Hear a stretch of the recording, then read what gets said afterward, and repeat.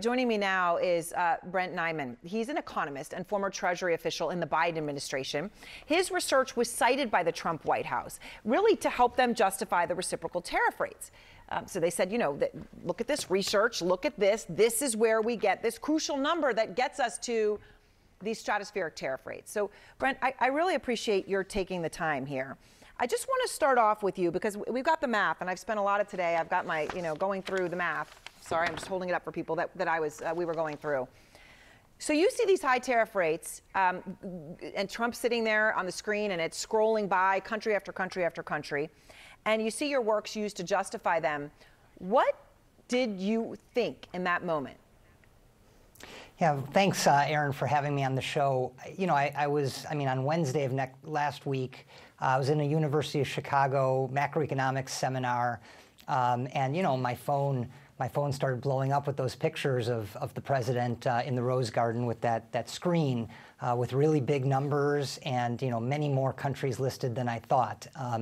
And so with apologies to the speaker, I couldn't really focus. And then the next day, I woke up and there was a bunch of emails from journalists in my inbox, and a former colleague had posted that they released the methodology explaining what they had done to calculate these tariffs. And they had cited, not many papers, and one of them was a paper I wrote together with Alberto Cavallo, Gita Gopinath, and Jenny Tang.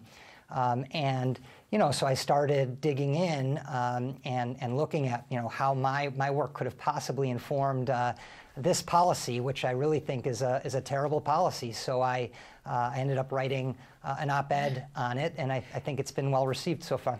All right, so you're shocked because you couldn't understand how your could be used in this way. I just want to ask you though, because there's how your work was used incorrectly, and then there's the premise of what they've done. The premise of what they have done basically is, as you've described it, do unto others as they do unto you. Right? That they, that the way they define reciprocal, the premise that they have approached this with. Do you support that, just on its base, forgetting the math that they use? Do you support their logic? Well, they build it as a reciprocal tariff.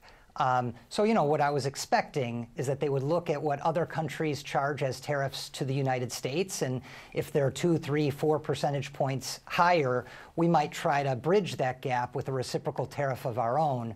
Maybe they would look also at non-tariff barriers, et cetera. But they did nothing of the sort. The main issue with these tariffs is that they defined them such that they would eliminate bilateral trade deficits between the United States and every trade partner that we have in the world, one by one, where we run deficits.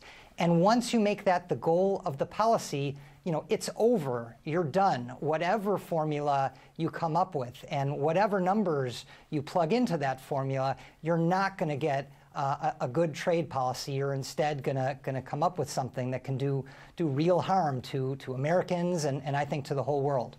Right, and that's the basic, just to say to people that there might be a country, I know, you and I were talking earlier about examples, say Sri Lanka, where Americans buy a lot of clothes, but Sri Lanka does not buy a lot of gas turbines, for example, right? That's not a trade imbalance that would need to be corrected, right? But they're approaching it as if it is. Right. I mean, I certainly expected, frankly, that, China would be on the list, maybe even Europe. But I was surprised to see, like you said, Sri Lanka, Jordan is on the list, Zambia is on the list. And the reason is just because, we happen to buy a lot of textiles and jewelry and coffee from those countries, and they don't buy that much, high-tech equipment or, gas turbines, like you said. And so, yeah, I think it's a mistaken philosophy to even try to calculate reciprocal tariffs the way that the way that they did. And then from then on, frankly, the more I looked into it, there was what I would characterize as a cascade of mistakes, making these tariffs even broader and even bigger. So let's talk about that cascade, because it comes down to the equation. They put this equation out that looks like it could have come from Einstein. This complicated equation, we'll throw it up. I mean, this is the sort of stuff you don't know you would see in econometrics or something like that. But it's a very fancy-looking equation. It essentially boils down to you're going to take the difference between the exports and imports of a country, right? And you're going to calculate your tariffs based off of that. That's the essential thing. And then just your bottom line on this formula, is it good or no? Yeah, so the formula is definitely not good. You know, that was the point I was making, is even the derivation of the formula, no matter what they do with it, I think it is not good trade policy. But they went further. You know, you do still have to plug some numbers into it. So let's do that. Okay, because I said, hold on, while you're Sure. talking here, I said I had my sheet, so I put it on a whiteboard. As you and I discussed, I might try to do, just to try to make sense of it, okay? So this is where we are, all right? We took Japan, because Trump's been talking a lot about Japan, Brent. You went through Japan. So he got a 46% tariff. That day when he stood up there, 46% came up. So I've got the numbers here, the difference between the exports and imports. I filled in all the numbers.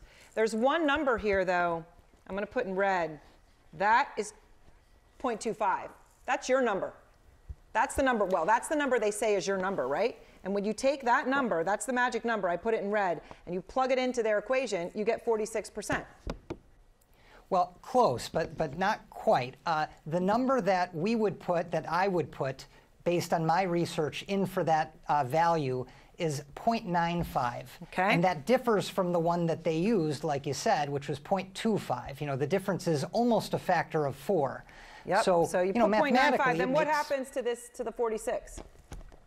Right. So, you know, if you change a number in the denominator, the bottom part of the fraction, by a factor of 4, you're going to reduce the equation, the left-hand side, the tariff, by a factor of 4. So specifically, you know, when Trump held up that sign and it had a 46 for Japan, you know, if you instead used 0.95, which is what I think my research motivates, you know, you'd get a number like 12%, much, much lower than 46%. And it doesn't even have to be that extreme. If you picked a number like 3, you'd still go down to 15%, you know, much, much lower.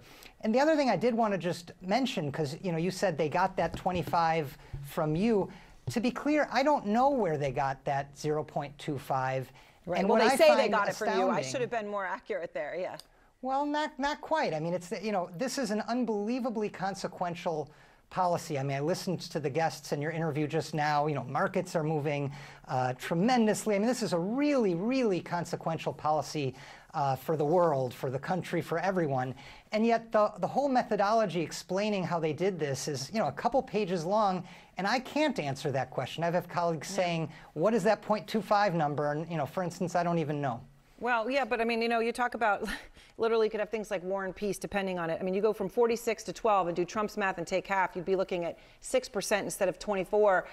I mean, it is just absolutely stunning to think about that. And I think so important that you say all of that, a lot of it could come down to this one number, your number, that's just who knows where the heck it came from. I mean, it's stunning. Brent, I really appreciate your time and thank you very much. Thanks for having me, Erin.